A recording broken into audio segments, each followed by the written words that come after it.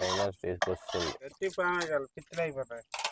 Night ఏం సన్నం cut చేశాడు రా, ఎవడు కట్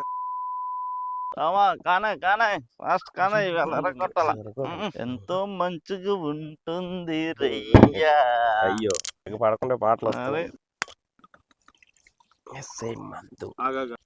తర్వాత అందులో వాటర్ ఫుల్గా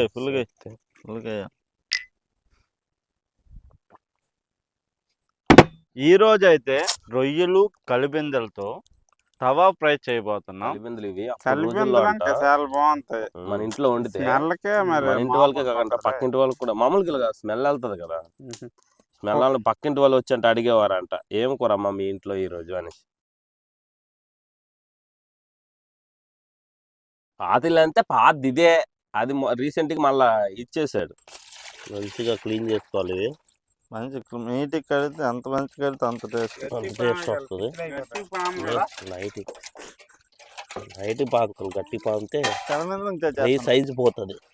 చూడండి కలిబిందులో మెయిన్ ఈ బ్లాక్ అని, ఈ బ్లాక్ పోయే వరకు నీరు బ్లాక్ అవ్వకూడదు. బ్లాక్ పోయే వరకు నీట్గా కడుక్కోవాలి. 2-3 సార్లు కడిగిన తర్వాత వాటర్ అనేది వైట్ అయింది. కొద్దిగుంత ఏటు కాదు, కలిసిపోద్ది, తినేస్తాం. బాబా మంచి పెట్ట ఆయిల్ అయితే పోసేసుకుందామా. రొయ్యలు కలిబిందల తవా ఫ్రై కోసము ఆయిల్ అయితే వేసుకున్నాము. ఇప్పుడు కొద్దిగా మిర్చి, దాంతోపాటు ఉల్లిపాయలు. ఏం సన్నం కట్ చేశాడు రా, ఎవడు కట్ చేసిండే. కటింగ్ మాస్టర్ అయితే అద్దరు కొట్టేసాడు అబ్బా ఈ రోజు అయితే. ఉల్లిపాయలు అయితే మంచిగా మగ్గాయి. కొద్దిగా అల్లం తెల్లుల్లి పేస్ట్ యాడ్ చేసుకుందాం. ఉల్లిపాయలు అయితే మగ్గాయి, ఒక సైడ్ పెట్టుకున్నాం. ఇప్పుడు టమాటా వేసుకుందాం. దాంట్లోకి కొద్దిగా ఉప్పు, పసుపు కొద్దిగా, దాంతోపాటు ధనియాల పౌడర్.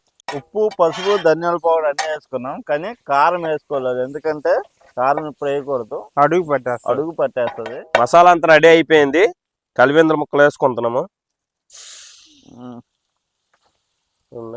కలిబిందలు అయితే ముందుగా వేసుకున్నాం, ఎందుకంటే కలిబింద ఉడకడం లేట్ అవుద్ది. దీన్ని బాగా ఉడికిన తర్వాత, ఒక లైట్ ఉడికిన తర్వాత రొయ్యలు వేసుకుందాం. దీని మీద మూత పెట్టేస్తే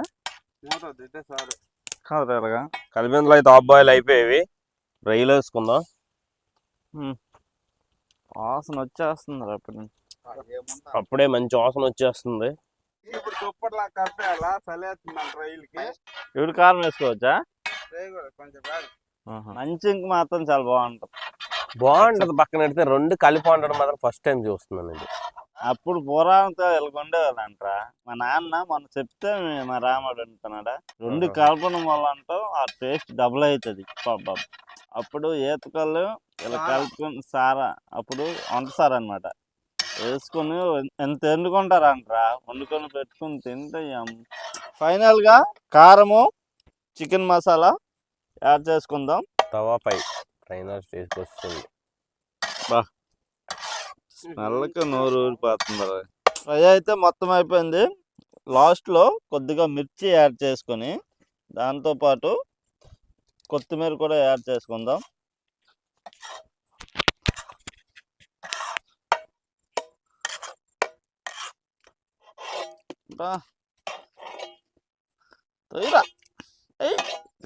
కదరా మందవు.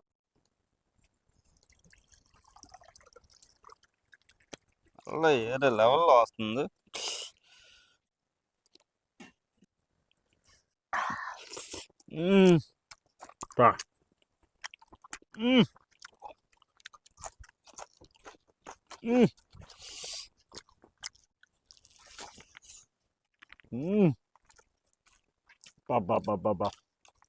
నోట్లోనే కలిబింద, రొయ్యలు, ఆ పచ్చిమిర్చి ఉంది కదా, అది తగులుతుంటే కర్రీని వేరే లెవెల్కి తీసుకెళ్తుంది.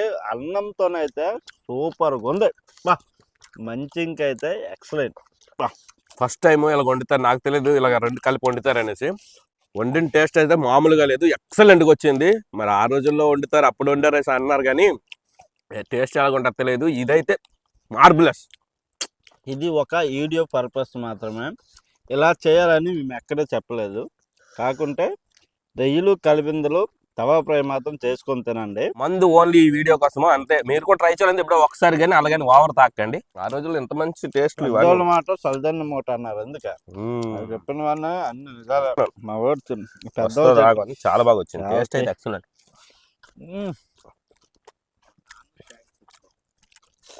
మామూలు